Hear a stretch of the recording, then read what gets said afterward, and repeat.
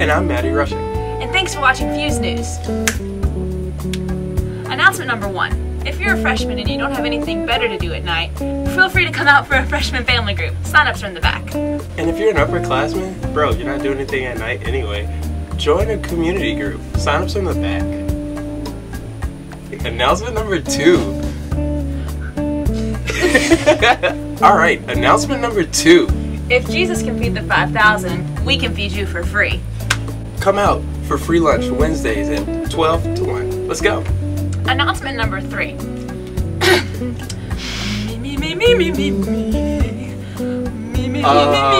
What are you doing? I'm practicing for open mic night. Oh, yeah. Open mic night's nice, so come out and show us the best you got. We're Christians. We'll applaud anyways. Alright, announcement number 4. Brothers, guys, come on. Bring your girl out to swing dancing. If you ever wanted a chance to swoop your girl off your feet, this is your chance. Literally, swoop her off her feet.